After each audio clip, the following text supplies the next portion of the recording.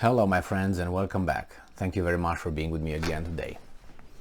Now I know that the goal of all this Ukraine war is not really Ukraine per se, but the prize is Russia.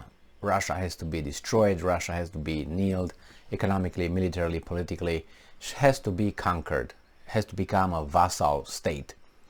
And they used Ukraine at this time, and if they can't do it with Ukraine, they will try with Georgia, or they will try it with Kazakhstan, or whomever they will try. The problem is, you would think that you would be a little bit more cautious in pursuing this goal, but it seems like the weapons deliveries increase not only in the number, but in the quality. And I have here this article coming from Ukrainska Pravda from today, July 15th, 2022. And this is the title: Reznikov waiting for Western supplied 300-kilometer range HIMARS, or HIMARS. Alexei Reznikov, the Minister of Defense of Ukraine, is confident that Western partners will provide Ukraine with projectiles for HIMARS, high mobility artillery rocket systems, which are capable of hitting targets at a distance of 300 kilometers. 300 kilometers would be about 220, I would say, miles, or around there. Question: why? The answer could be fast. Fast would be, fast and simple, to defend ourselves. All right. As I always stated, obviously you are invaded by a foreign army, and you need to defend yourself, and then you could hit targets in that country as well. So you need, you need as much as you can receive. But why would they deliver this kind of weapons? That's an escalation. So why don't they just, cut the crap and go to the full, that movie with Tropic Thunder? That guy gives the advice to whatever his name is. You never go full re-D at the end, So here it is. You never go, I'm going to say, you never go full retard. So why don't you just go full retard here? And I'm quoting this guy, Reznikov. I think it's a step-by-step movement. So step-by-step movement. What's the next move? You got 300 kilometers. Next move is going to be hypersonic weapons when they get them ready for delivery. And then what? The next move would be what? Chemical weapons. And the next move will be what? Atomic weapons. I mean, how responsible this is. We give them proof that we can use it with precision and sophistication, and we get more and longer range. Okay. The minister praised HIMARS for their accuracy and range, noting that they had greatly helped reduce the death toll among the armed forces in Donbass. Reznikov said more missiles and artillery would be essential for any attempted counteroffensive by Ukrainian troops. According to the Ukrainians last night, they started the offensive in the southern part of Ukraine. And again, according to them, they liberated 44 settlements. I made a video about that, 44 settlements.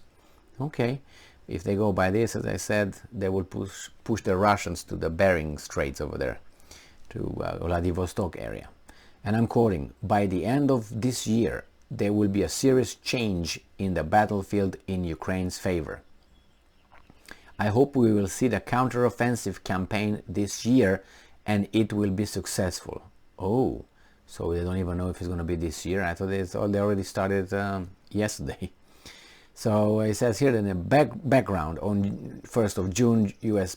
President Joe Biden announced the provision of a new security aid package to Ukraine, which includes high mobility artillery rocket systems. Now, HIMARS are equipped with rockets capable of hitting targets at a distance of up to 80 kilometers, which is about 60 miles, but the system of 300 kilometers. At the beginning of July, Alexei Danilov, the Secretary of the National Security and Defense Council reported that Ukraine had received 9 HIMARS, 9, and similar system from the US and its allies, but for counteroffensive, dozens more are required. Okay, well, keep going, keep getting them. I don't know what I do not know what the Ukrainians think is going to happen. They think they're going to, let's say, maybe this is what they think is going to happen. They're going to push the Russians back, incorporate all the Russians living on those territories, right? And they will be just spared and loved, brought to the bosom of the Ukrainian nation. And then once they reach the Russian border, this is a scenario, they reach the Russian border, they will stop and they say, now we can negotiate a peace treaty. The Russians will say yes, and they will come in front and will talk. They will have arbiters, the United States, like a big daddy, you know, telling what to do and all that. And then the Russia will agree to pay for the reparation of Ukraine about, I don't know, 400 or 500 billion dollars in gold in the nail. And also they the Russians agree to you know, get rid of Putin somehow and all those guys, and put a government that the United States will appoint, rewrite the constitution the way the Ukraine and United States want it to be, and then the Russians that would live as they did even prior to 2014 will have a happily everlasting life in Ukraine, and they will live in perfect harmony with the Kiev government and their brothers Ukrainians within a free, prosperous, democratic, loving, fantastic Ukraine. Now, if I tell this to a 3-year-old, maybe he's gonna get asleep in the middle of the whole thing. If I tell this to a 5-year-old, would ask some questions and so on, like why would that bad guy leave, like Putin? And what would I tell them? Well, because they're just dumb, I guess. So this is how this guy is gonna see it. And let's say they get over there to the point of the border with Russia, and they say, okay, peace treaty. Do you think that the Russians, okay?